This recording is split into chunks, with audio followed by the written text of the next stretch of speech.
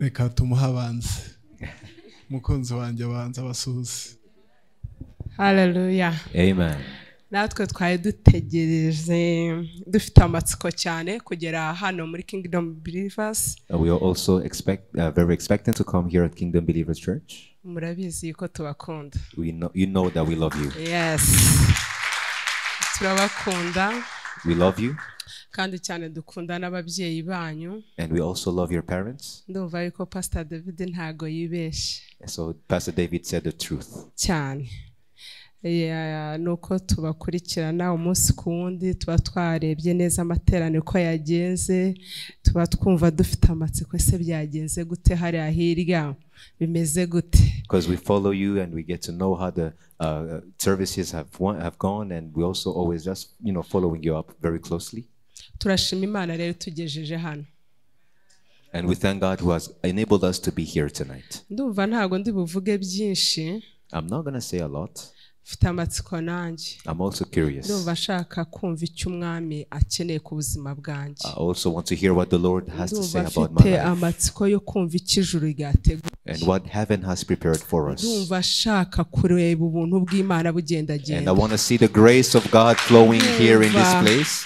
Ndumva muri jewe mfite ubwuzu ijuru ntago ryaduteranya ngo ridusezerera amara. I believe that the heaven cannot have encountered us here for nothing. Ndumva mfite amatsiko kubona ibibyimba bigenda kanseri zikira mfite amatsiko yo kumva yo kubona imirimo n'ibitangaza Imana igiye gukora kuri uyu musozi wa Kicukiro. Here on this mountain of Kicukiro. Mba numva hari ubuntu igihe cyose ngeze mu nzu y'Imana ntago njya mbifata nk'ibisanzwe. And every time I'm in the house of God, I feel the grace and I cannot take it for granted. Mba numva hari ikintu Imana yateguriye umutima wanjye. I feel like God has prepared something for my heart and for our hearts. Kandi ndumva nifuza nawe ko uwo mutima rwose ari ugira. And I pray that you have the same heart. Umugaragu w'Imana yaravuze ngo asama cyane nduzuza akanwa kawe. The word of the Lord says, open your mouth wide and I will fill you. Ese twiteguye kwasama kandi umwami w'abami akuzuza. So are we ready to open up so that the Lord may fill us tonight? Akuzuza agasendeza. That he may fill us to overflow. Akagenda akagira ibyo akora. So that he can move and that he may do his miracles. Ndabizi ko turi mu kuvuga ngo inyungu zo guhishurirwa. Ndumva rwose hari inyungu nyinshi zo guhishurirwa n'umwuka wera. So today we are going to see the benefits of receiving the revelation of the Holy Spirit. Reka uyu munsi tuzibone nanone. So let us see the same benefits operate tonight. Munyemerere senge. Allow me to pray. Mwami Yesu turagushimye. Lord Jesus, we thank you. Tugushimye ko witeguye kuvugana n'ubwoko bwawe. We thank you that you are ready to talk to your people. Turagushima kuri hano. We thank you that you are here. Turagushima ko tuzi. And we thank you that you know us. Kandi turagushima ko buri umwe wese uri buvugane nawe. And that you will talk with every single one here. Turagushimye tugukomera amashi. And we thank you as we clap and turagushimye tuguha impundu. We thank you because you are good. Amen. In Jesus' name. Amen. Akiri hano dufite abana baduherekeje. As we are still here, we have our children who have accompanied us. Umwanya n'amasaha gusa baze bahagara hano imbere mu barebe bamwe murabazi murabamenyereye nk'abamurekatete. We will tell them to please come up front so that we may see them. Imana ibahe umugisha cyane. And may God bless you. Turashima Imana ko Amen. Imana ibahe umugisha. Ndumva mubabonye bajye kwicara kwera umwanya. Yesu abagirire neza. And may God bless you. Amen. Amen. Peruse yasigaye. Mumureke. Imana ishimwe cyane. Hallelujah. Praise Jesus. Mbere ya byose dushima Imana. Before anything, we thank God. Yari iminsi myinshi aho duherukira hano. It's been many days that we have been since here last time. Hari uburyo ibintu byari bimeze igihe twaherukaga hano. There was a way things were when we were here last time. By'umwihariko kuri Yeshua Harvest. Even for Yeshua Harvest as well. Murabizi ko mwadusengeraga. You know that we know that we're praying for us. Imana ituganiriza itubwira umusozi. And God was telling us about our own Wa dwelling. musozi Yeshua yawugezeho. So now we are on our own mountain. Turashima cyane. Ndumva muyakomye gake. We should thank God muyakomye more. gake. Kubera ko tuzi neza ko mwadusengeye. Because we know well that you have prayed Ntago for us. twareka kubivugira hano. So we cannot Turabishimira let Imana. go and not testify here. Kandi turashimira Imana yumvishe gusenga kwacu no kwanyu. And we thank God who heard our prayers and your prayers. Murabizi ko rimwe na rimwe twazaganye na mami. Because we even came with mommy here. Duherekejwe na Murekatete gusa. And I was only with Ariko Atete. murabona noneho ko dufite But abantu now she's here baduherekeje. with us. And we have many people. Nishimwe rikomeye cyane. That is a big blessing. Dushima Imana ikomeje kubana namwe kubarinda. And we thank God who's still with you and protecting you. Nukuri kandi ibyo iri gukora n'ibyo iri kubakoresha turabikurikirana nk'uko mami yabivuze. And we can see as we follow you what God is doing and using you to do. Kandi kuko tuzi naho ibajyanye ko ari heza. And we know that He's taking you somewhere that is really Ndumva nabwo good. twayikomera amashyi. And we should thank God for that. Turashimira kubw'ababyeyi banyu. We thank you for your parents batari hano bari mu gihugu cya Amerika aka kanya. who are not here but are in the country of the US. Hamwe n'umubyeyi wacu twese. And with our elder parents. Turabashimira Imana kandi turanabashimira no kuba badutumiye kugira ngo tuze dusangire ijambo ry'Imana. So we thank God and we thank them for inviting us so that we can share the word together. Turashimira Imana kubw'abashumba bari hano. And we thank God for the pastors that are here. Turabakunda cyane. We love you. Pastor David na Pastor Eve. Pastor David and Pastor Eva. Abashumba bari hano. And the pastors on Nkunda the... cyane narimo mbazura mubyeyi ngo ari hehe umutware. Ariko turashima Imana ko hageze. Munyemerere rero twese dukomereze amashyi twicara. So let us all clap our hands for Jesus as we sit. Nimwicare mugubwe neza. You may be seated in the presence of God. Hallelujah.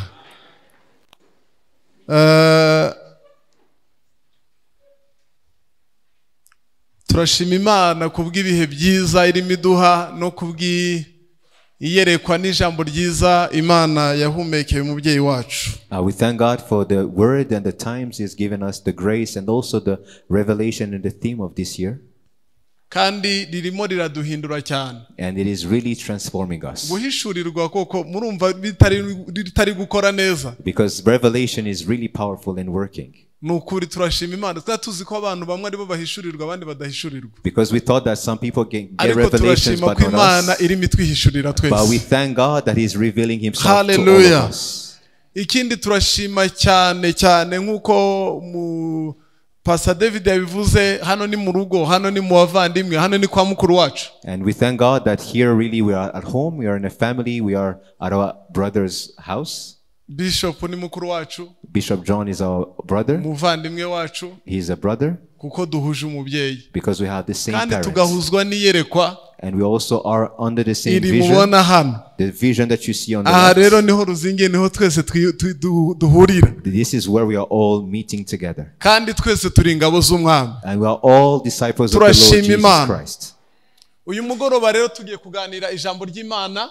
So today we're going to talk about the word of God in umutwe w'ijambo Imana yampaye inyungu zizanwa no guhishurirwa mu buzima bw'umwizera. And the word is entitled The Benefits That Come with Receiving the Revelation in the Life of a Christian. Inyungu zizanwa no guhishurirwa mu buzima bw'umwizera. The benefits that come in our lives because of revelation. Kimwe mu bintu turusha abandi cyangwa abizera barusha abisi cyangwa n'abakristu bamwe barusha abandi ni ikintu bita guhishurirwa iri jambiri.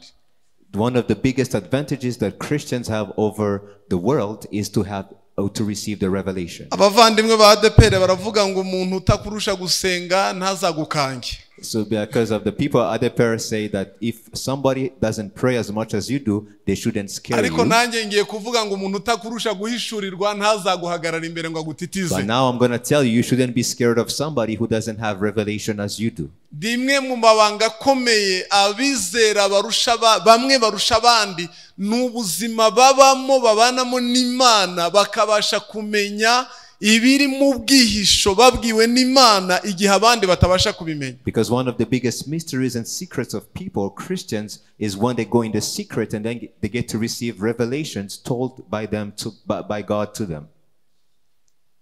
Ngitangira kwinjira muri ino teme nongeye gutangira gutekereza ku buzima bw'abakristo. Because when we entered into this theme, I started thinking about the lives of Christians. Kubera ko abakristo benshi baza mu rusengero, baza mu nzu y'Imana nko gutembera nkuko bajya Nyabugogo mu mujyi gutyo. Because many Christians come in the house of God as if they are going in Nyabugogo or in town. Bakicaramo ubuzima bwabo ari bwa bundi. So they still are here, but their lives are not being transformed. And 1 year and 2 years and even years pass by. Ikikwereka rero ko ubuzima bw'umuntu bufite icyerekezo. So what shows you that the people are in a good direction? Nuburyo ashobora kubanamo cyangwa gusabana n'Imana, Imana ikamuha ku mabanga, ayo mabanga akamushoboza kubaho ubuzima butandukanye. And then when you see the people that can have a special relationship with God and intimacy where they can receive a revelation from God, and because of that revelation they live different lives. Abantu bose bakoze cyangwa babayeho ubuzima budasanzwe nuko bagize ihishurirwa cyangwa babwiwe ibitabwirwa cyangwa bamenya ibitamenywa. Every person that has led a special life is because they have received a special revelation from God, knowing what is unknown or what is hidden. Ntabwo uzigera ubona umukristo ubuzima bwe bwahindutse atahuye n'Imana mu buryo budasanzwe. Because every Christian, for their lives to be transformed, they have to meet God in a special encounter. Ndagira ngo mbabwire buri muntu wese uri hano n'uburenganzira bwe guhura n'Imana ikamumenyesha iby'ubwenge butabasha kumenya. So I'm here to tell you that it's your right as a Christian to encounter God so that you can receive what your mind cannot conceive. Abiga amaklase muri class 1 hari ahantu muri class ya kabiri avuga ngo aho tumenya abo turi bo muri Kristo. In class 2 there is where muri class 1 lesson itungira. Yes. Class 1 in lesson 2 it talks about knowing our identity in Christ. We know our identity in Christ. Ariko hari akandi kantu nkunda hariya hepfo. But then after it says kumenya iki Imana twitezeho. To also know what God expects from us. Ntabwo ushobora gukoreshwa ibidasanzwe igihe cyose utahuye n'Imana mugire kwagusakirana narangiza kwihishurire niho tumenyera umuhamagaro wacu, niho tumenyera impamvu turiho, niho tumenyera destiny yacu. Kandi icyo gihe umuntu wamaze guhura n'Imana muri ubwo buryo nta kindi kintu cyongera kumukanga no kumutinyisha kuko aba yavuganye n'Imana. Because every Christian, to know their destiny, their identity, they have to encounter God, and also by the revelation God gives them, they can get to lead lives as God expects them to do. Urugero rworoshye n'umugabo bita Paulo mu gice cya 9 cy'ibyakozwe n'intumwa igihe yajyaga i Damasco gutoteza ubwoko bw'Imana. A good example is Paul in Acts chapter 9 when he was about to persecute the Christians on his way to Damascus. Biravuga ngo yenda gushyika mu murwa w'i Damasco. He was about to reach the city of Damascus. Akubitana n'ikibatsi. And then he encountered the Lord. Akubitana na ambush. He met an ambush of God. Imana nayizi gutega ambush. Because God can also put ambushes in our way. He put an ambush in the way of Paul. Because he was surprised. He was not expecting it. And then as he was surprised, he saw a big light. So he bowed down to the light. And because of that light, he was blind. But what I'm trying to say is he received the revelation when God was telling him that what you're doing is wrong because it's not what you were created to do. So he received the revelation for his being or the reason of his being. And from that day his history changed. Amen. So I'm praying tonight that in this week that you encounter God, because there is many benefits. There are many benefits in it.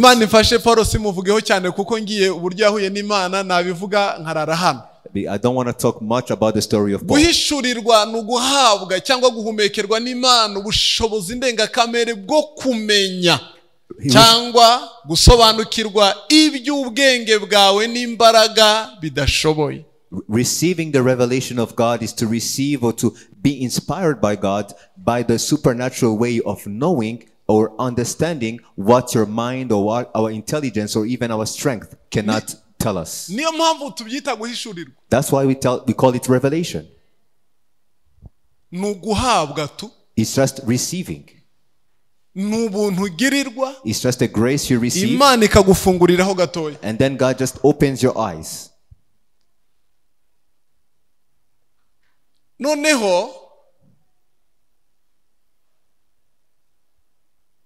ugahabwa n'imbaraga bidashoboye ukamenya ubushake bw'Imana. And that revelation will tell you the will of God. Nyuma yo kumenya ubushake bw'Imana ahangaha ugahabwa ububasha n'ubushobozi ndengakamere hejuru y'ibikurwanya.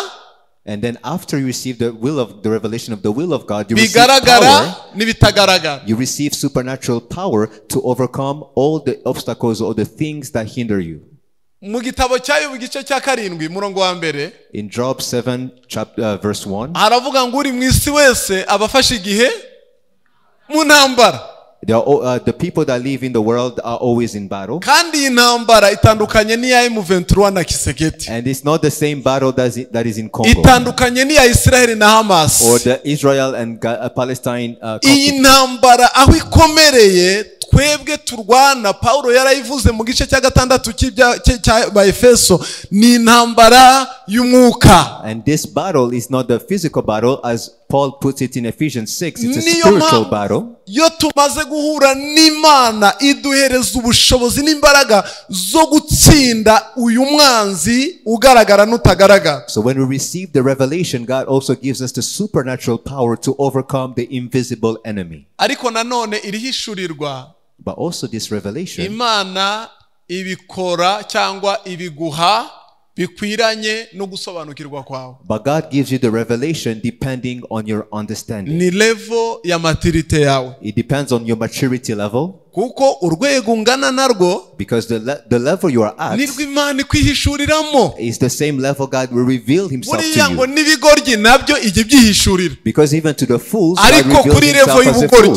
But as a fool. Umva ngo ku bapfapfa nzamera nk'Imana igoramye. To the fools I will also be a fool. Ku banyantege nk'imbere nk'Imana y'inyantege nke. And to the weak I will also show myself as weak. That's how he will reveal himself. Mu nzu y'Imana bahora barira bavuga ubushobozi buke bw'Imana nta kibamarira. And there are many weak Christians here that are always talking about their weaknesses and how God is weak. Kuko niko bayumva. Because that's how he reveals himself. Niko bayisobanukiwe. That's how they understand him. Rero urwego uriho. So the level you are at, turashima Imana. So we thank God. Iduha kwiga ijambo ryayo kugira ngo tujye ku rundi rwego. That gets to give us to understand and learn from his word so that we can go to another kuvugana nayo. So that we can talk with him. Tubashe kuyumva. So that we can hear him. Tumenye imvugo yayo. So that we can also learn his language. Tumenye imikorere yayo. And also his works. Ibashe kutwihishurira birenze. So that he can reveal himself to us on Hallelujah. another dimension. Hallelujah. Amen. Rero hano hari ijambo nakunze. There is a word that I like. Ngo aho guhishurirwa kutari, where there is no revelation, abantu bigira ibyigenge. The people perish. They run wild, or people perish. Bakora ibyo bishakiye. People perish. Ariko ukomeza amategeko yanjye, but whoever obeys the law arahirwa, is joyful. Ahatari uguhishurirwa. So where there is no revelation, abantu bigira ibyigenge. The people perish. Bikorera ibyo bashatse. They run wild. Bagenda uko bashatse. They do what they want. Bavuga uko bashatse. They talk as they want. Bareacting uko bashatse. They even react as they want. Ariko hari uguhishurirwa. But where there is a revelation, ahari uguhishurirwa. Where there is a revelation, ahari ugushurirwa. Where there is revelation, hari ubuyobozi. There is a leadership. Kuko Imana nanone yitwishurira iduha guidance uburyo tugomba gukora ibintu. Because God doesn't just give us a revelation, he also lead us on how to do it. Mu bintu byose byashoboje umugaragu w'Imana Dawidi, in every when you look at the life of David, nuko buri kintu cyose yacyaga gukora yagiraga umwanya wo kubaza Imana kugira ngo imuhe icyerekezo. Before he can go into a certain direction, he always had time to first ask God. Muri buku munsi bari batwaye abagore be n'abagore b'ingabo ze n'ibintu byose babinyaze. Remember the time in Siklag when they had taken all his wives and all the wives of their his companions. Kandi niba hari ikintu cyatuma umugabo atakaza ubwenge, and if there is one thing that can make a man run mad, is to touch his wife. Ariko yaratuje. But he was calm. Ingabo zirira zimubwira ngo yutatujyana mu ntambara tugasiga abagore bacu ntago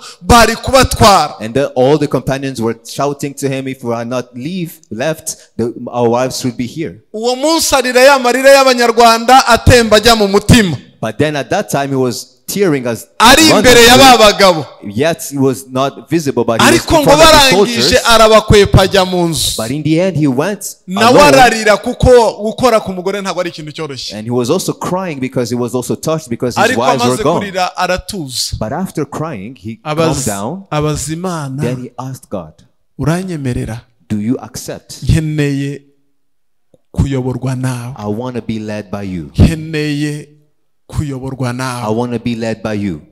Ntabwo ndi buve hano ntacyo uvuze. I'm not going to leave here ihishurirwa y'ukuntu biri bugende. Because I need a revelation from you of how things will go. Ahatari uguhishurirwa. Because where there is no abantu babibyigenge, people perish. Muzarebe iyo dukoze ibintu duhu n'Imana ingaruka bitugiraho. Look at the things that we do without the direction of God, the consequences that happen to us. Maybe you don't face any consequence. Ariko nge nahuye nabyo kenshi. But I have faced that many times. Hahandi ukora ikintu wiyoboye. When you do things as you led yourself. Ukajya kuririmba indirimbo ivuga ngo iyo mbimenya. And then after you get to sing a song that says, if I had known. Utarayiririmba nakomereye amashi. If you have not sang that, clap your hands to Jesus. Twese twarayiririmbye. N'uyu munsi menshi baracyayiririmba. Even today there are many who are still singing that. Rero ni igihe cyose twakoze ibintu tudafite guhishurirwa n'Imana. Every time we do things without the revelation of God, hari abakristo b'ibyigenge. Because there are many Christians who lead themselves. Babayeho ubukristo bwabo. Who lead themselves in their lives. Bagenda uko bashaka. They go as they want. Basenga uko bashaka. They pray as they please. Bakorera Imana uko bashaka. And they serve God as they want as well. Bakoreshereza Imana ibyabo uko bashaka. They do as they want. Ariko reka mbabwire. But I'm here to tell you. Igihe kirageze. The time has come. Igihe kirageze. The time has come. Abakurikiye Imana. Those who have bayemereye. Who have accepted ntacyo dukora twiyoboye. That we don't do anything without the leadership of God. We accept the leadership of God. That He leads us. Ntabwo turi ibyigenge. Because we are not independent. Umugaragu w'Imana Paulo yavuze ijambo rikomeye. Because Paul said this in his aravuga ngo ntabwo nge ndiho. Because I'm not ni Kristo uriho muri nge. But Christ is in me. Abwira n'abantu. And even told ntabwo turi abacu ngo twigenge. We are not of our own to lead ourselves. Ubutunzi ufite ntabwo ugomba kubwigengaho. Because the riches you have, you should not be independent. Umubiri wawe ntabwo ugomba kuwigengaho. You cannot be your body cannot be independent. Ugomba kwemerera Imana. You have to accept God ikakuyobora muri buri kimwe cyose. To lead you in everything. Kuko nudakora gutyo, because if you don't do that, inyungu ntuzaziteganya. You will not see these benefits. Yesu ashimwe cyane. Amen. Yasoma umurongo muri Bibiliya ukantera ubwoba. Muri Matayo 7. In Matthew 7. Uhere kuri 21. From verse 21. Umanukiye Yesu avuga cyane ku bantu. Jesus is talking about people.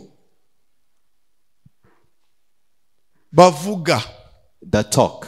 Aho yavuze ngo abavuga mwami mwami sibo bazajya mu bwami bwo mu ijuru. Where he says that those who say Lord Lord are not the ones who will go in the kingdom of God. Ngo keretse abakora uko data ashaka. But except those who do the will of the Father. Abakora uko data ashaka. Except those who do the will of the Father. Arangije avuga ijambo rikomeye rintera ubwoba. And then after he said a very powerful word. Uwo munsi. And then on that day. Ngo bazahagarara imbere yanjye. They will be standing in front of me. Bambwire. And they will tell me. Ngo twarahanuraga. We were prophesying. Twararimbaga. We were singing. Twarabwirizaga. We were even twatangaga n'ubutunzi bwacu. Giving our riches. Umva Yesu ukuntu ngo azababwira. But Jesus will tell them. Mumve imbere. You hypocrites. Mwankozi z'ibi bimwe. You evil. Kuko ntigeze mbamenya. I have never known you. Kubera iki? Why? Because you were leading yourself. You were independent. You did not accept my will to operate in your life. You were carnal. Even though people saw you as spiritual, but you knew that I did not lead your hearts. You know that I was not the leader of your will. Yes, you came into my house, but you kept the leadership to yourself. Because where there is a revelation, we don't have any right to our lives. Where there is a revelation, God is the leader. And the first thing he does after he reveals himself to you is to teach you, to explain himself to you, so that you can know that he is above every other thing. He is the one with the final word. Praise Jesus. So God help us to not be independent. God help us to not be independent. John 1st chapter 1 verse 10 to 12. He was the one who he came to his own and the people did not recognize him.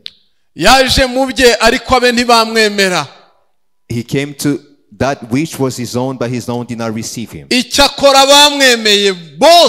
Yet to all who did receive him,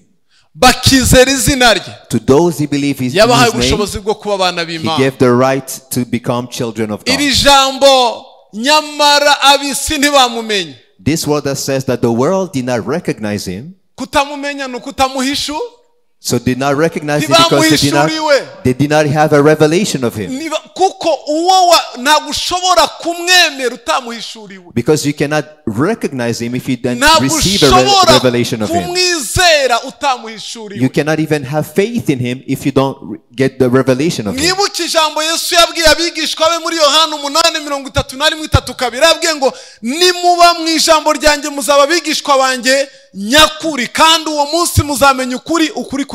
Because Jesus told his disciples that if they abide in his word, they will become his disciples and they will know the truth that will set them free.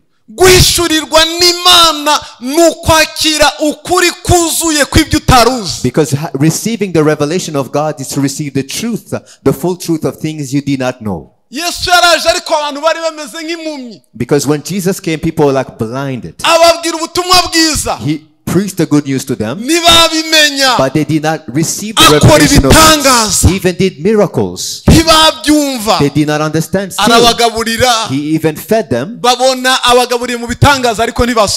in miracles, but they did not fully understand. Because their hearts were full of fat. Just as today, it wasn't just of old, because today is still happening. It's still happening today. It is still happening today. It is not just in Zini and Sodom. Even in the house of God, people are here. God is doing miracles. God is talking. God is revealing himself. But people still have not believed. People still have not believed. Because people believe in God with calculation. They calculate God. They calculate God. But you know the good thing about this? In the end, they see that they were wrong. But those who have received the revelation, they accepted him. And then he also accepted them. So you see, oh, this is the benefit, the first benefit. Now they have become children of God. So now you have all the sovereignty of God to not be weak. To be a child of God is to have all the full immunity and sovereignty. ufite ubuhanga n'ubuhangange. You have the full immunity of God on ahanga you. nukuvuga ngo nta kintu na kimwe wagerageza gukora kizakunanira. Which means that anything you attempt to do will be possible. ahangaha wakira rya sezerano Imana yahaye Yoshua ngo nta muntu uzakwitambika imbere. Here you receive the promise that God gave Joshua, that kubera ko uri umwana w'Imana. because you are a child umwana w'Imana ntavogerwa. A child of God cannot be umwana w'Imana ntanatungurwa. A child of God cannot be surprised. kubera iki? Why? kubera ko ufite ubwenge bw'Imana. Because you have the wisdom of God. nta kintu ukora uhubutse. You cannot do anything nta just kintu like ukora that. ushidikanya. You cannot do anything nta without kintu ukora doubt. ubara. murabona hano muri iyi si ukuntu bigenda. Because you see, that's how the world operates. muye n'abantu benshi. I've seen many people. afata amafaranga ye. They take their money. yarangiza akavuga ngo ndabona muri ino minsi bino bintu ari byo biri kugenda. And they say, now I see that this is the market, the business. nawe akayashora muri ibyo bintu. So they invest their money in the same business. kuko yabonye abandi bigenda. Because they saw that other people are also running the yarangiza business. yayashyirayo agashya. And then after they lose everything. akajya gushaka andi. And then they go and get more money. nagiye mu modoka biranga. I said, I went into cars before. reka njye mu biki. Now into this time. muri kenkayeri. Into workshops. abantu bari kubaka cyane. Now people are building houses. yarangiza agashoramo. So now they invest into that. naho agashya.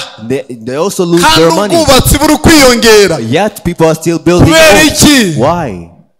ntabyazi. They do not know. ntahishurirwa afite. They don't have a revelation agomba gukora. of what they need to do. kandi abana b'Imana Imana bayisezerana ngo nicyo muzagerageza gukoraho cyose. But God yet said to his children, everything that you will do, ntabwo uzagerageza kugikora gusa. you will not just try to do it. nuko Imana izaba ikikuyoboyemo. It's because God will lead you into it. yarangiza ikaguha ubuntu bwacyo. And then God will give you the grace. cyarangiza kigakoreka. And then the thing will succeed. Yesu ashimwe cyane. Amen. abahishuriwe yabahaye ubushobozi bwo kuba abana. Those who have the revelation have become the children of God. Yohana 10:10-12. John 10:10. umujura ntazanwa n'ikindi keretse kwiba no kwica no kurimbura. The thief comes only to steal, kill and destroy. ariko jye nazanywe no kugira ngo zibone ubugingo ndetse ngo zibone bwinshi. I have come that they may have life and have it to the full. ninjye mwungeri mwiza. I am the good shepherd. umwungeri mwiza apfira intama ze. The good shepherd lays down his life for the sheep. ariko uragirira ibihembo. The hired hand utari umwungeri bwite. is not the shepherd. kandi n'intama atarize. And does not own the sheep. iyo abonye isega rije asiga intama. So when he sees the wolf coming, he abandons the sheep and runs away. isega rikazifata rikazitatanya. Then the wolf attacks the flock and scatters it. dore rero inyungu yihishurirwa. So this is the benefit, another benefit of revelation. nuko dusobanukirwa neza ko umwami twizera wavuganye natwe aturinze. It's because we know that the Lord who has given the revelation to us protects us. atwitaho. And he also takes care of us. bakozi b'Imana wenda mwebwe muri abanyamujyi kuko muvukana Kicukiro. Servants of God here, I think maybe you are people of town and you live in Kicukiro. Don't know if many here have become shepherds. But I was a shepherd at 4. nabonye kuntu umuntu yitangira amatungo. And I've seen how people can sacrifice themselves for the urara flock. rwa ntambi kubera itungo ryawe. kurara nabi basi. Oh, okay. So you sleep, you don't sleep at night because of your flock? sinababwiye abanyamujyi. rwa ntambi ni ukurara nabi, ni ukuryama utaryamye. So you sleep but really you don't have sleep. ugasinzira udasinziriye. You really sleep but you are really still awake. kubera ko umwungeri, because the shepherd yita ku ntama ze, takes care of his sheep. urazirwanira, you fight for them, umenya ko zigomba kurya, and you know that you have to feed them zitarakubwira ko zishonje. even before they tell you they're hungry. Yizuba rigiye kuva, when you see the sun is about to come up, umenya ngo ko aka gace turimo, you get to know that this region we are in, ari agace kabamo izuba ryinshi. it's a region that has a really hot sun. harya igihe cy'izuba cyangwa cy'icyanda abantu bavuye mu Mutara barabyumva cyane. So the time of dryness, nzajyana he amatungo yanjye, where will I take my flock? ni he hazaba hari ubwatsi. Where will the pastures be? igihe cy'ibibazo byawe, so the time of your questions, igihe cy'intambara zawe, the time of your battle, Imana iguhishurira aho izagukurira ibisubizo. God reveals to you where he will bring the answers warangiza to nawe you. ukavuga, And then after you say, Nduwiwe, I am his, nawe nuwanjye, haranzi nanjye ndamuzi, kubimenya nibwo buzima, fisama horadashira. Kubera kugira amahoro. So why do you have peace? Ndashaka kubageza hano. I want to take you to Psalm 23. Iyi zaburi murayizi mu mutwe. You know this psalm by mind, on your mind? Murabona Dawidi aravuga ngo numwungeri wanjye sinzakena. Here he says that the Lord is my shepherd, I will Iki kintu naragihishuriwe. This is a revelation he received. Ntabwo nakena. I cannot lack. Ikintu kijya giha abarokore ibyiringiro n'ibyishimo. This is what nuko bazi ko Imana yabo ibitayeho. It gives us peace is because we know God takes care of us. Ntabwo nzakena. I will lack nothing. Kuko igihe ubukene bwamanutse, because when there is poverty, amenya aho nshobora kuvana ubukire. He knows where he can. Amenya aho nshobora guhahira. He knows how to. Amenya aho nshobora kurongera. Where I can get. Akahanjyana. And then he leads me. Aranshorera. He leads me. Andagiza inkoni ye. With his scepter. Murabona ririya jambo ngo andyamisha mu cyanya cy'ubwatsi bubisi. He makes me lie down in green pastures. Igihe cy'imidugararo. When there is chaos. Igihe cy'amahoro make. When there is no peace. Azi kunshakira ahantu h'umutekano. He knows where to take me to the amahoro abandi bayabuze. And he gives me peace where the other people don't. Uzi kuba uri mu kibazo induru ari nyinshi abandi bazumva ariko abantu baza bagasanga ufite amahoro. You know when you see many people in chaos and there's many problems and disorders but yet you're in peace. Wa muntu ubona ufitiye impuhwe agiye gupfa bitewe n'ibyo arimo. When you see somebody you love about to die. Wamwegera uzi kugiye kumuhumuriza. And then you're about to go and comfort them. Ugasanga yuzuye ibihumuriza kukurusha. And then you see them they actually have more comfort than you. Ugataha ukozwe n'isoni. And then you are ashamed because. Kubera ko azi neza uwo yizera. Because he knows he who guides him and he who believes him. bajya bavuga ngo yavuganye natwe. Hari icyo yavuganye natwe. The people in that person say that he has talked to us. Hari icyo yavuganye natwe. He has talked to us. Ariko murokore kukuhorana amahoro uzababwire yakugiriye neza kandi tubona umeze nabi. He has done good to you but yet you're in a bad mwebwe ntabwo mubizi. You don't know. yaramishuriye. He has given me a revelation. Zibintegereje. I know what is awaiting. Zibindindiriye. I know what is awaiting for me. Ninajua tu ni kwa muda. Shida zitapoa. Oh, hallelujah. Amen. Abarokore baba bazi itangira ry'urugamba n'iherezo ryarwo. The people who believe they know the beginning and the end of the battle. Bituma abantu batagira ibyiringiro. One of the things that make people aho bava ntibahazi. They don't know where they come from. Naho bajya ntibahazi. Don't even know where they go. Ntabwo bazi ibyo banyura mu buryo byatangiye. They do not know what has started. Ntabwo bazi n'uburyo bizasoza. Or how it will end. Ntabwo bazi ko bizasoza. They do not know how they will end. Ariko Dawidi arimo arabwira abantu ngiye nta kibazo mfite. But David is saying I don't have any problem. Nta kibazo mfite rwose. I don't have any problem. Niyo ncitse intege. Even when I'm weak. Murabizi mu bugingo bikomere byaje wakomeretse abana ba depression yabaye. Depression and you have been wounded. Bahangayitse barwaye imitwe bagiye indera. When they depressed and they have lost their mind. But the Lord refreshes our soul. Amarangamutima yakomeretse akayomora. And then he also gets to heal the heart. And then you feel refreshed. And you feel refreshed. And you feel strong. And I go as a conqueror. And even at the arrows come, I'm still strong. Genda umukristo icyo ni kina na bintu bya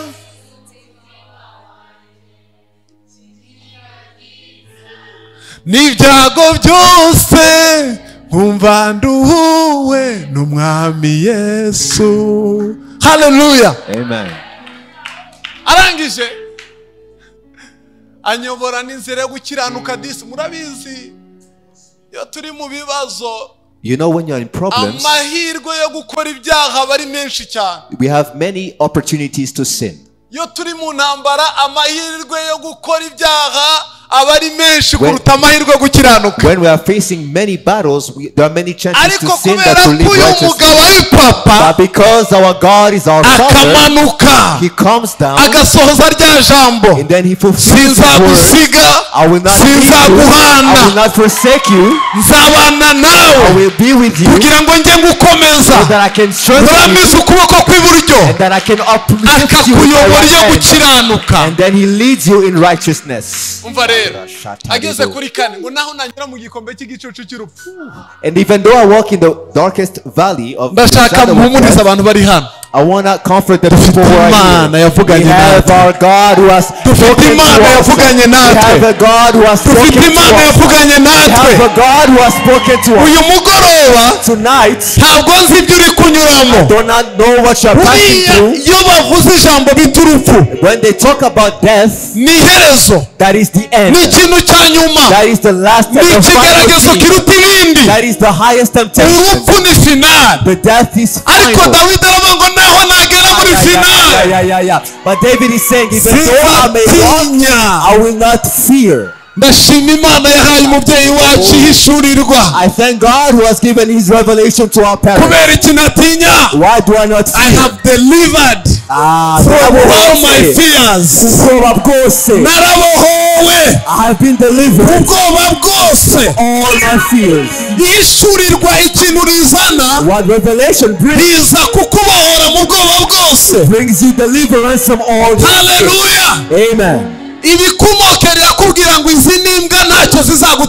tells you that these are dogs, but they won't harm you. These are lame dogs, they won't do anything to you.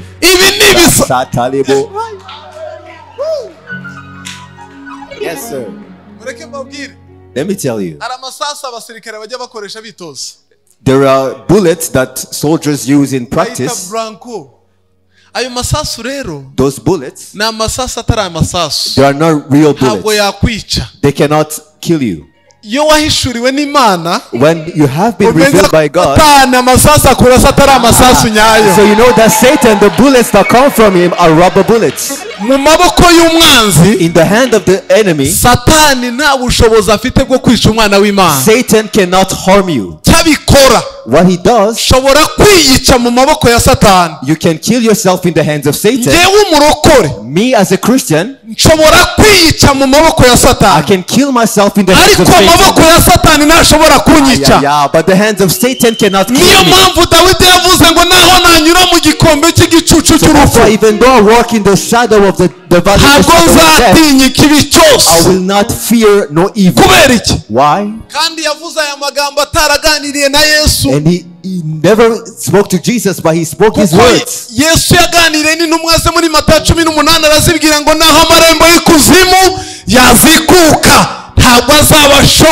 Because in Matthew 18, Jesus said that even though the gates of hell can open, it shall not overcome the church. I will be on Peter or the rock.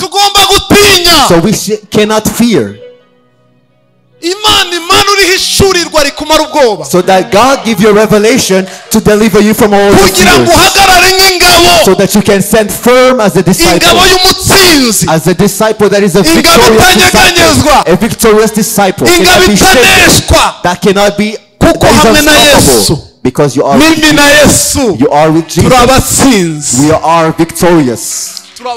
We are conquerors. We are conquerors. We are conquerors. He even, so the people who are hungry, God give you the revelation. Jesus prepares a table for us. Jesus prepares a table for us. He prepares a table for me. Those who are jobless, He will feed you. Those who have been working and fasting, and I believe you will revelation, He will prepare a table for you. Because we don't eat by our own strength. We don't zacu clothe ourselves by our own strength, twambara kubw'imbaraga z'Imana but by the strength of turya God. kubw'imbaraga We z'Imana eat by the power of God. yote ni kwa neema tu Byose ni kubw'ubuntu. kubw'ubuntu bw'Imana Ni kubw'ubuntu bw'Imana, by the grace of God. arangije asoza ijambo ryiza And then after he ended with this word, aravuga ngo ni ukuri wa mugani wa dadi warahi surely, ni ukuri surely, kugirirwa neza your goodness and mercy n'imbabazi and love will follow me bizanyomaho iminsi yose all the biriho days of my life. abagutega iminsi So those who are testing you, kugirirwa neza n'imbabazi the by'Imana goodness and the love of God, ndashaka mwumve I want you to hari understand. abantu bagutega iminsi There are people who are ariko waiting bigize you to umurokore see the cyane test. He's being ibintu a Christian. byose Everything is ibintu just byose bikubaho exaggerated. Everything wanze is gukora exaggerated. nk'abandi You don't want to walk like others. uzapagangara You will die. umunsi umwe But one day, ndi ku gisozi I was in Gisozi. umupasitori umwe arangenderera amaze kungenderera arambwira ati ariko wowe muhire A pastor came to ibi me. bintu byawe byo kwigisha gukiranuka gusa A pastor said, why do aba banyarwanda uzabatagangariramo you will not succeed in the aba banyarwanda uzabasonzeramo you will not have anything among ntabwo these wababwira ukuri kose ngo uzabeho because you cannot tell them the full truth and then prosper, ntacyo batanga utababeshye because they have to give if you lie to them. urabahanurira umwe yaraje ndi kumwe na mami Even one came as well, I was with my wife. aratubwira ngo urabona rero ngo ibi bintu tubwiriza gutya tugisha ijambo ry'Imana You know, teaching the word of God. kandi icyo gihe nabaga ntaratangira no kwigisha za BCC And I was not even part of BCC yet at that time. ngo turashaka kugira abakristo ba theology. So now he was telling us that we want to transform Christians into theologians. But he was telling us if you bring a prophet, and then we start prophesying to them, we will get money. And then I asked him, the prophet is going to prophesy what they speak, they got from God.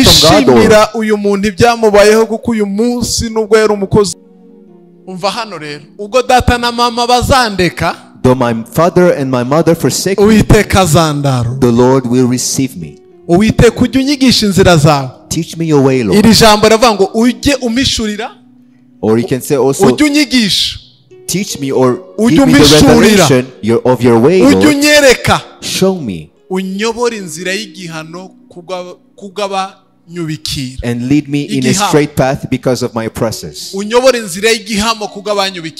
me in a straight path because of my oppressors. Because I started saying that we have a battle. The oppressors are your enemies.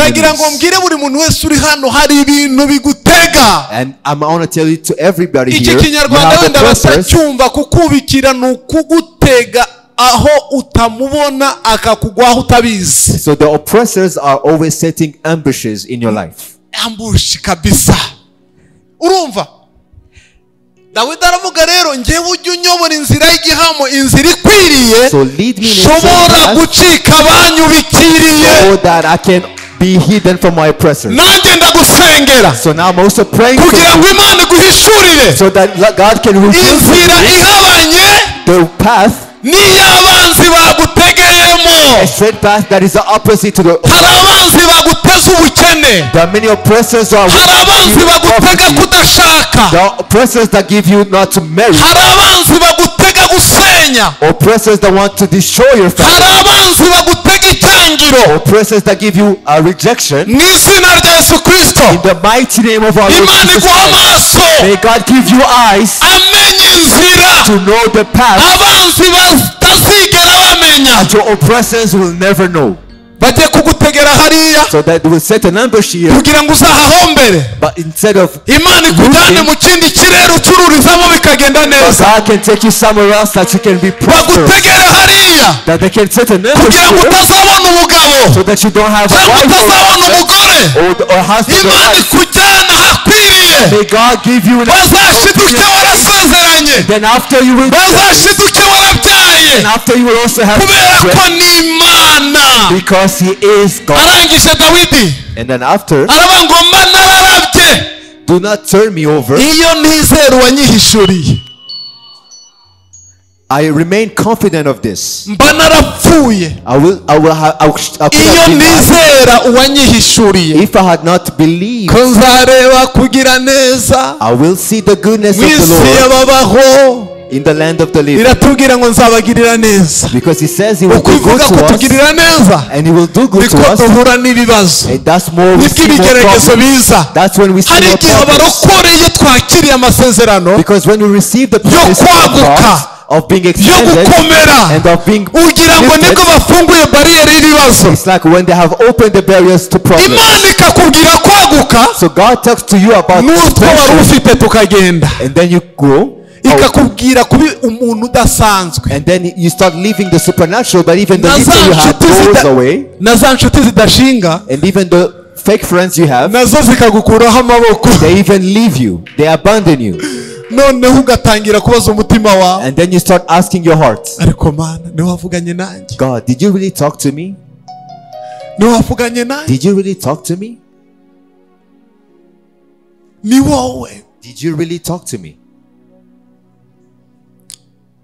ko wambwiye You told me, ngakiranuka, and I've been righteous. none ubutunzi bunshizeho, Now I don't have inshuti any zinshizeho. friends, any material possessions. Si umuntu ngo ibeshye, He's not a man that he should lie. ivuze biraba, When he says, he does. ntacyo yavuze ngo Nothing he says, gihere. his word will not fail.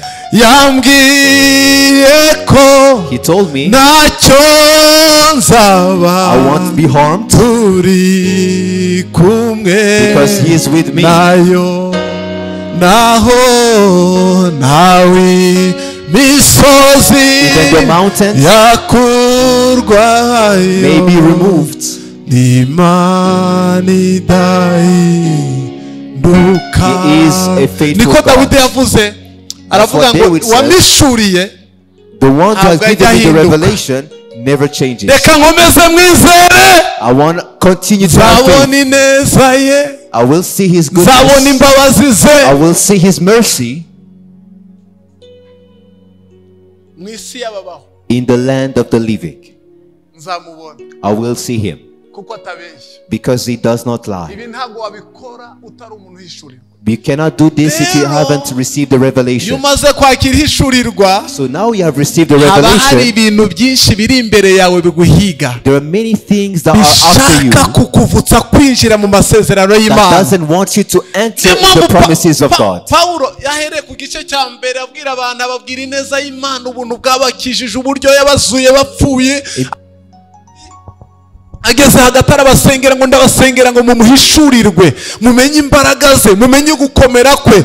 Arangije muri 3:20 ngo iyo Mana mbabwira ni Imana ibasha gukora ibirenze ibyo twibwira n'ibyo dutekereza. Ageze hano rero abwira rero, ibyo byose nubwo mwabimenye mwanamuhishuriwe, mukeneye kwambara imbaraga. And then here in Ephesians, in the book of Ephesians, he talks about the revelation, the goodness of God, how he has given us the power. But in Ephesians 6, after everything, he talks to them, Nta receive munyantege power, nk'ugendera mu mbaraga, because you cannot be weak and walk in power. nta munyantege nk'ugendera mu ihishurirwa, You cannot be weak and walk. nta munyantege nke ukomera mu ihishurirwa. You can be strong and You cannot be weak and receive the revelation of God. So finally, be strong in the Lord and in His mighty power. So if you want to receive the benefits of the you need to walk in the mighty power of God. Put all the food on the so that you can take the stand because there are evil schemes. There are schemes of the devil. Do we agree with that? Because the devil has to he's keeping the b'Imana, even the people of God. kuko tudakirana n'abafite amaraso n'umubiri, For our struggle is not against flesh and blood, n'abatware n'abafite ubushobozi n'abategeka isi y'umwijima, against the authorities, against the powers of this dark world, against the spiritual forces. So put on the full armor of God. bakozi b'Imana, Servants of God, ntabwo turi mu gihe cyo kujenjeka. we are not in the time to be Niba easy. mwarakurikiye Yesu, If you have followed Jesus, Imana imara, seek out, muhagarare stand firm n'abasirikare, as soldiers of mumenye God. igihe murimo, Know the time you are in, mukorere ku gihe, so that you can work mukorere it out, n'ingabo, that you may pray mukorere and Imana n'ingabo, that you may serve God and mukorere serve abantu utange n'ingabo, Give your time to kuko hari umwanzi udashaka ko tugera mu masezerano, because there's an enemy who doesn't want us to walk in kandi the Imana promise. yavuganye natwe ntabibeshya, But the God who spoke to us amasezerano izayasohoza, will fulfill his inyungu will. yatubwiye tuzazibona. Will reap the benefits. Pawulo yandikira Abagalatiya mu gice cya 6:9, Paul spoke to Galatians. arababwira ngo nimucogore gukora neza, You do not stop kuko muzasarura mutabisa. because you will reap if you do not stop. Your own benefits. Ntabwo tugomba kwemera gutsindwa. We cannot accept defeat. Umva rero, So, ngira ngo iki nimara kukivuga hari ndasoza, inyungu nzazitangira ku cyumweru. I will talk about the benefits. Ishusho rusange. On Sunday, I was just giving you a full picture. Mu buzima bwacu duhuriramo na byinshi In our lives, we meet many obstacles bihinyuza imitima yacu. or contradictions to our hearts. Ibi bintu bimwe muri byo biza bigamije kugukura mu Mana. And these obstacles come to take you away from Bishobora God. kuba ari ibigerageza, indwara, ubukene, intambara, It can be ubushomeri, poverty, it can be being jobless, sicknesses, or even people. kuko intego yabyo nyamukuru iba ari ukukwica, Because the target is to kill us.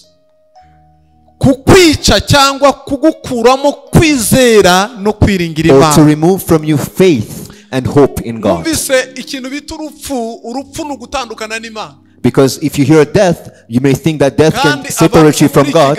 muri Kigali harimo abapfu benshi, But yet in Kigali, there are many people who are barimo dead. benshi Many dead people. badafite Imana, ni intumbi zigenda. Because they don't have God in them.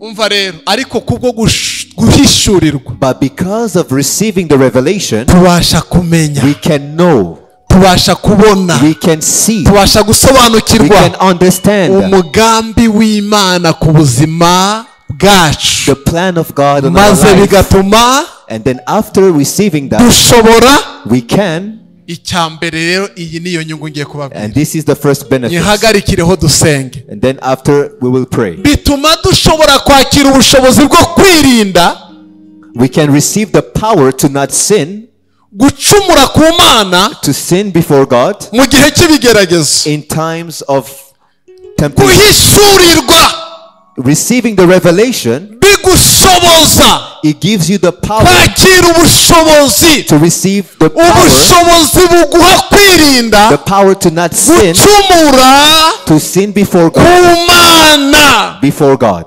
kubera ibihe bidasanzwe urimo ugeramo. Even though you may be in problems and difficult Nabanye times. n'abantu benshi I've lived with many people barangije banyura mu bibazo bikomeye, and they have faced many problems. barangije batuka Imana, And then after they turn their backs to God, basuzugura Imana, they turn their backs on baravuga God. Imana ntireba n'uburyo twitanga, They said, Imana ntireba n'uburyo dukora, God doesn't see our sacrifices. God none doesn't see us. iranyirengagije. So now He's ignoring Umva rino us. jambo, But this is the word. aha ni Satani yaragiye asaba Imana kugerageza Yobu, Here Satan was asking urebe God umurongo Job, w'icyenda, to tempt God, to tempt Job. umugore waramubwira ati, And then his wife told him, mbese n'ubu uracyakomeje gukiranuka kwawe, are you still maintaining your integrity? ihakana Imana wipfire. Curse God and die. Ariko aramusubiza ati, But he replied, uvuze nk'umwe mu bagore b'abapfapfa, you are talking like a foolish woman. mbese twabasha, Shall we accept? twahabwa ibyiza Shall we accept good mu from God kuboko kw'Imana and not trouble? tukanga guhabwa n'ibibi? And not trouble? Muri ibyo byose, In all this, nta cyaha Yobu yacumurishije ururimi rwe, Job did not sin in what he said. kandi ibihe yari arimo byamwemereraga But in the times he was passing through, imagine if it was his wife who had encountered this. What would she have done? How would she would have died? So this is the advice he was giving him. Curse God. You are righteous, yet he is accepting this.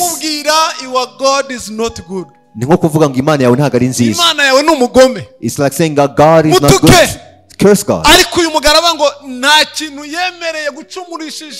But Job did not accept to sin in what he said. How many times do you speak? Or how do you complain before God? Or even say to God, I give up. Or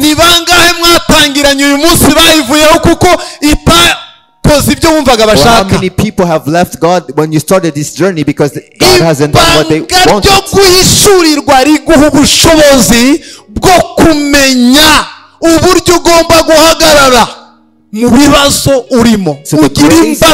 the grace of revelation gives you the power to know how to stand, and you are clothed with power. Here he talks about in Job 27:6. I will maintain my innocence and never let go of it. My conscience will not reproach me as long as I live.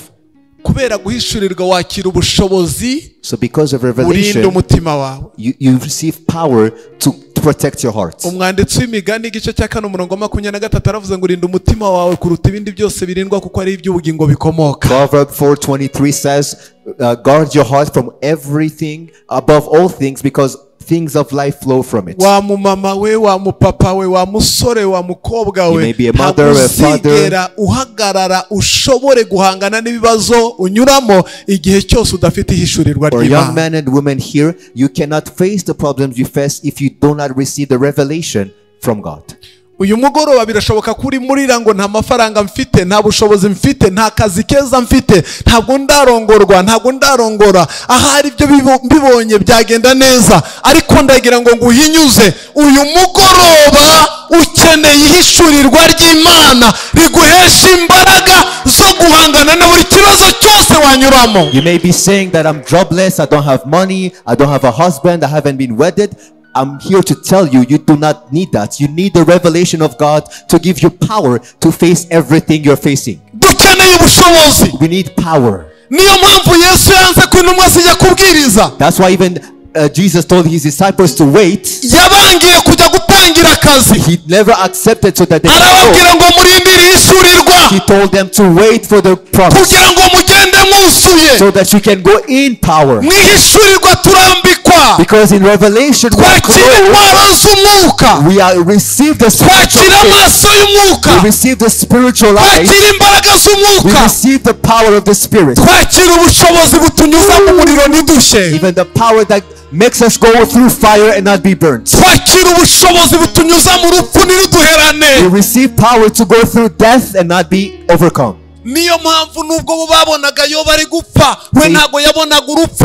That's why when people saw that Job was perishing, he was not seeing death. He was not seeing that. He knew that God can still deliver him and save him. He knew that God can still save him and deliver him. So the power to guard your heart. Did you know that if you don't have the power to protect your heart, you can also protect your money? Or to protect your husband? Utaragira ubushobozi bwo kurinda umutima wawe, ntabwo uzigera ugira ubushobozi bwo guhagarara neza. Because if you don't have the power to protect your heart, you cannot stand. Ese dukeneye ibyo dushaka cyangwa dukeneye ubushobozi Imana ihabo yahamagaye? Do we need the things, or do we need the power to protect what God has given us? Because you even know when somebody talks to you badly, you also cannot contain your heart.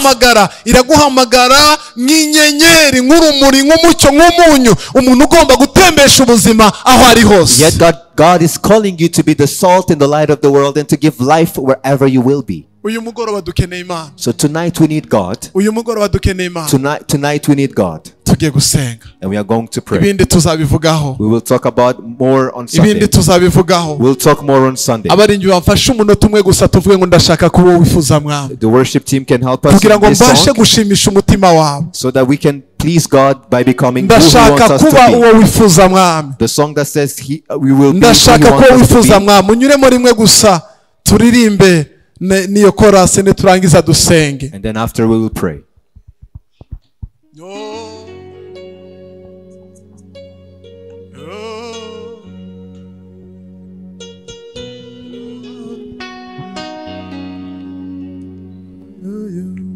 Shimisha umutima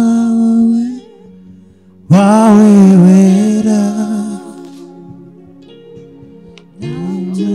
n'ubugingo bwanjye bwose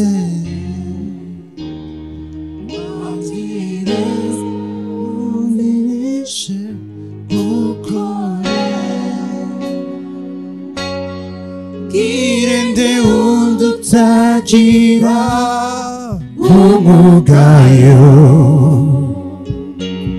ubwiza buzira inenge mukunzi wanjye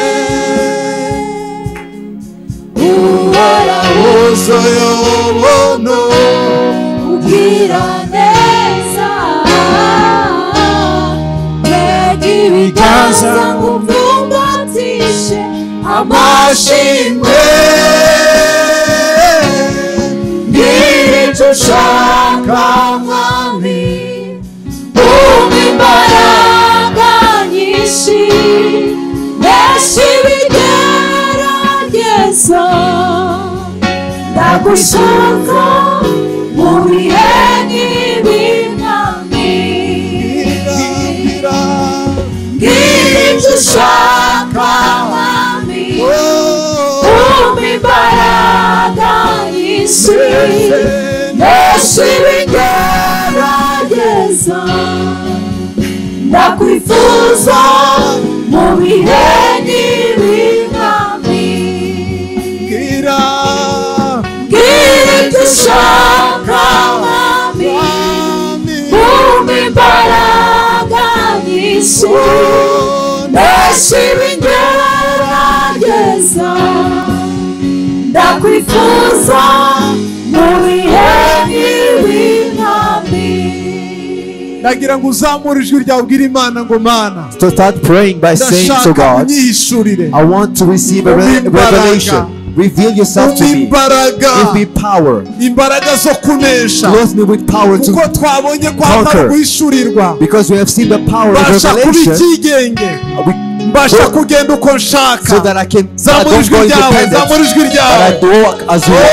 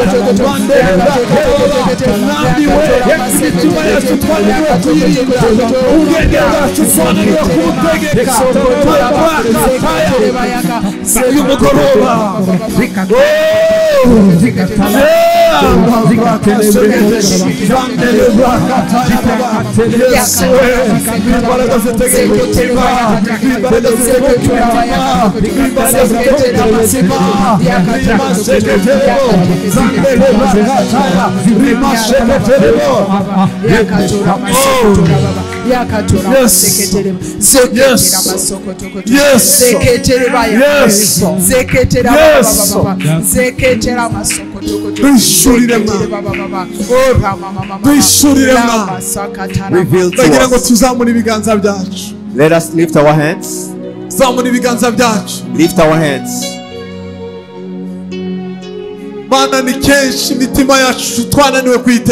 God, is many times that we did not guard our hearts. We have led ourselves. ni nayo mpamvu benshi turi mu bibazo bikomeye. And that is why we are in so many problems. Kuko tutakurikiye ijwi ryawe. Because we did not follow your voice. Uyu mugoroba mwami. Tonight, oh God. Vugana na buri umwe. Speak to everyone here. Vugana na buri umwe. Speak to everyone here. Umwishurire. And reveal yourself to him. Imbaraga zawe. So that they may know your power. Amenye inkomezi zawe. And they may know your strength. Amenye kuri umwungeri. And they may know you are a shepherd. Amenye kutamusiga. That you may never leave them. That you will never forsake them. That you can never abandon them. That they cannot lack anything. That they cannot be ashamed. Know that you are on their side. In Jesus' name. In Jesus' name. Oh, Mambra Shakata. Zendelebra Karaba Shekete. Zamuri biganza byawe. Lift your hands. Say, Lord Jesus. Tonight. Tonight, I accept. Give me another opportunity to have a revelation. Give me an opportunity to reveal yourself to me. I accept to be led by you. Clothe me with power to guard my heart, to guard my mind, to guard my emotions, so that, Lord, that the life I will live, so that I cannot sin in what I say, and that I do not sin in what I say, or complain, or do what is not because of temptation. From today, give me boldness, give me to be fearless. Whatever the enemy shows me, because I know in you there is no fear. I cannot be touched because I am clothed with power from on high. I am immune. I am power. I am a conqueror. I am a victor. I cannot be stopped. Thank God and say thank you, Lord. Thank you, God. Thank you, God. Tonight, that you have spoken to our hearts. These claps, all these shouts are for you. In Jesus' name. Amen. Amen. May God bless you. Hallelujah. Reka twongere Imana yacu amashyi menshi cyane. Oh, ayo menshi cyane kumva ijambo ryayo.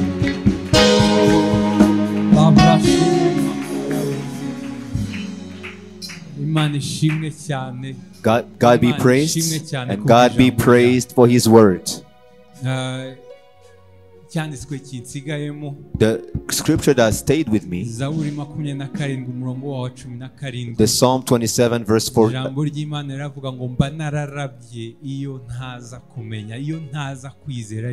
If I would have died if I did not believe in God.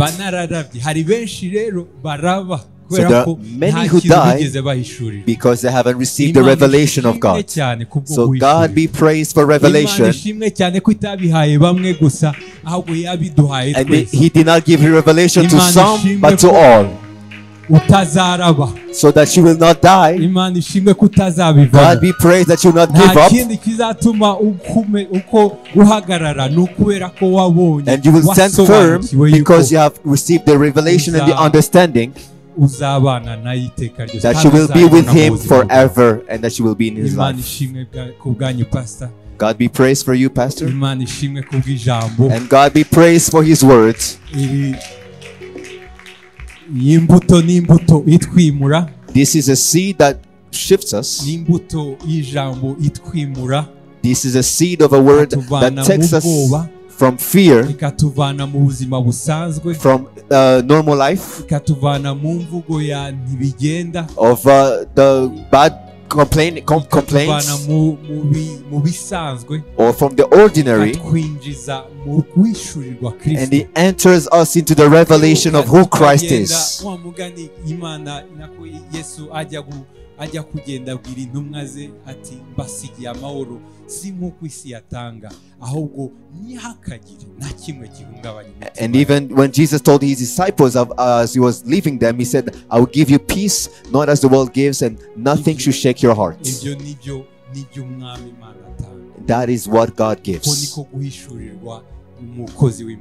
That is the revelation the servant of God talks to us tonight. We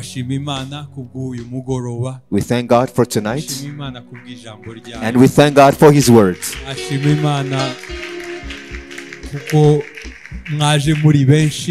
We thank God that you came many. Kandi rwose nanone twongera kwiyegereza abashyitsi bacu, Imana baha umugisha kubwo kuza muri inzu y'Imana. And we also talk to our visitors. Thank you for coming in the house of God. Kandi niba uhari ukaba udafite aho uteranira rwose nikaze ahangaha wahabonera ubuzima. And if you are not part of any church, this can be your church and your family, and you will receive life here.